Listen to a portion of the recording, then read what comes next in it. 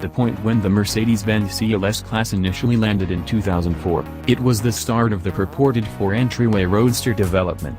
Regardless of whether the phrasing still annoys individuals, the style itself has taken off and even affected SUVs. Be that as it may, as the class advances, Mercedes has constantly kept its CLS consistent with the first. Presently in its third era, the 2019 CLS holds a significant part of the look of its ancestors, maybe in light of the fact that to transform it a lot of would destroy it. Despite the fact that it won't not appear as though it, all things considered, there are a great deal of changes that move the new CLS into the future, especially in the engine. As we arranged to get in the driver's seat out of the blue, Peter Kolb, the man accountable for vehicle testing for the CLS, let us know, we have culminated the first. We made a beeline for the grand piles of the Catalonian field to see with our own eyes. The primary purpose of the styling changes was to evacuate diverting visuals for a cleaner general look. The profile still bears a swoopy outline with a long nose and small rise of a nursery behind it, however the sheet metal is smoother and rounder, with no real sharp wrinkles to center and around. CLS creator Uwe Haller depicted it as Design Philosophy 2.5, which he clarified this way: leave a line off. On the off chance that it looks great, leave a different line off. This reasoning works for us, as we observe the new CLS's profile to be a close ideal refining of the four-entryway roadster idea. In advance, we cherish the way the hood is totally isolated from the lighting, encompassed on all sides by body.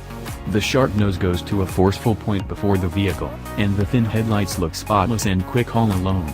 The grille, with its precious stone outline, and the useful air bits up along the base and along the edges, include some visual intrigue. This auto has a drag coefficient of 0.29, and it looks each piece that tricky. In the back, the level deck flips up into a clean little spoiler, which gives downforce and solidness at higher paces. The new two-piece taillights are divided by the opening of the storage compartment, and they look lively and precise, a fitting visual finale as the auto lurks past you. Contingent upon the rendition of the CLS, possibly maybe a couple debilitate tips on either side are isolated by a back diffuser. The auto's inside feels like a noteworthy refresh. Gone is the dedication to stodgy, traditionalist styling of periods past. The CLS receives the inside treatment spearheaded by the 2017 E-Class, which grasped the most recent innovation. The new CLS's inside at last feels similarly as hot and magnetic as the engaged outside. Inside, the wave line, featured by Mindset lighting, draws your eye from one entryway, down the dash and over the other entryway and even over the back entryways in the event that you crane your neck. Before the driver, the CLS is refreshed with a couple of advanced screens under a solitary, constant sheet of glass, a rich joining contrasted and the past solid look of the focal tablet. One fills in as the instrument board, alternate as an infotainment show. The cowhide extended over the dash and over the seats of our analyzer's designo inside is smooth and delicate. Maybe the most intriguing visual element inside the CLS, however, is the fly turbine look of the round, lit-up air vents.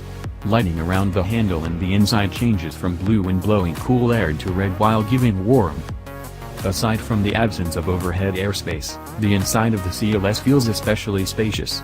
There's a considerable measure of room between the front inhabitants, and it's sufficiently wide for a center seat in the back, a first for the CLS. That low through roof line means you taller people should remove your cattle rustler cap before you get in. At 6 feet tall, moving our seat as low as it would go allowed us to disregard the headroom issues after a bit. The most interesting change to the CLS isn't a stylish one. Rather, it's in the engine, as an inline 6-chamber motor with a 48-volt crossbreed framework. By training, we'd call this a gentle half-breed framework, however that descriptor simply doesn't do equity to how imperative a part it plays in both the CLS 450 and the AMG 53. By and by, the inline 6 in the CLS 450 is genuinely a delight to utilize. For a certain something, it sounds fascinating. The tad of commotion that advances in from in the engine is extremely mechanical and controlled. It's extremely simple to picture the small, splendidly planned individual blasts ticking off in their particular barrels. There's an ameliorating smoothness in that setup as far as putting shut down, first well known to your creator from a 1999 Jeep Cherokee's 4.0-liter inline-6, however with a family and Mercedes vehicles extending back to the 1920s.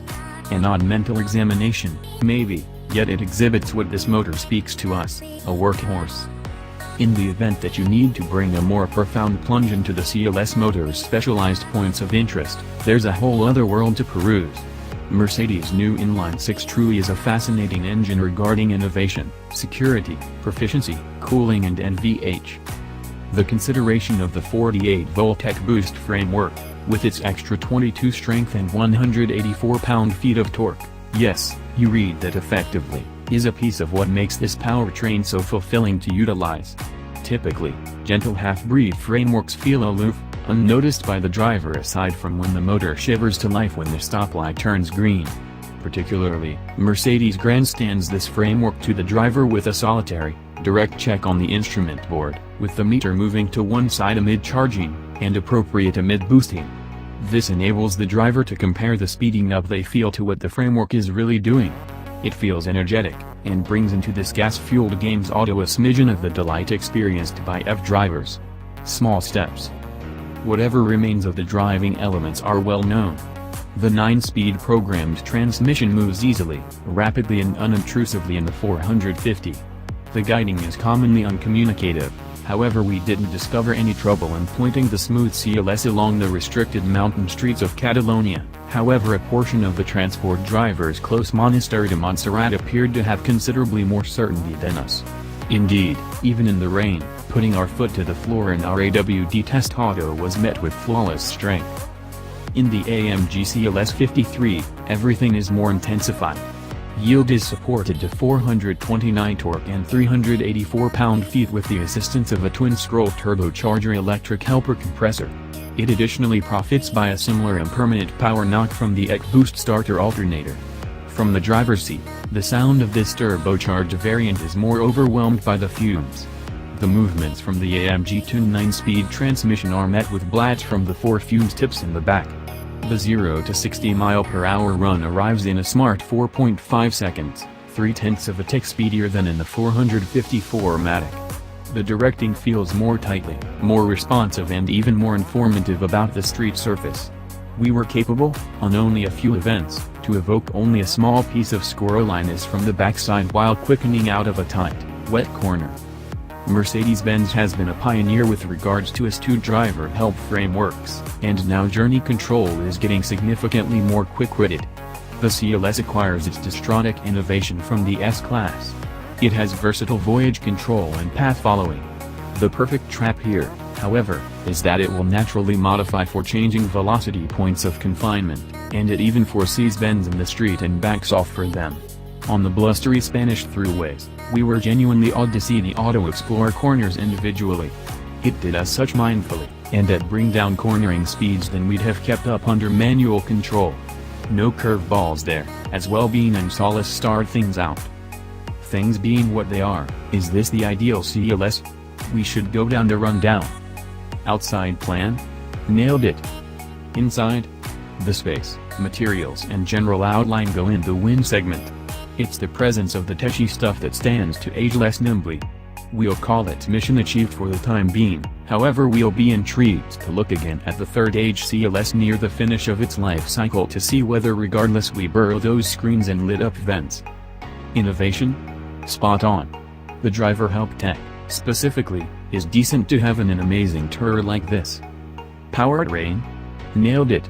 We adored the 2 cycles of this inline-6 and want to see it in more vehicles soon. The EcoBoost framework takes an effectively strong arrangement and influences it to feel progressed. Steering power through a smooth, straightforward 9-speed programmed with paddle shifter appears like the perfect, balanced decision for the CLS. Driving flow?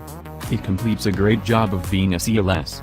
It's not an auto you take to the track and beat to damnation. It's an auto for gobbling up miles rapidly, serenely, also stunningly. All things considered, definitely, Mercedes nailed it.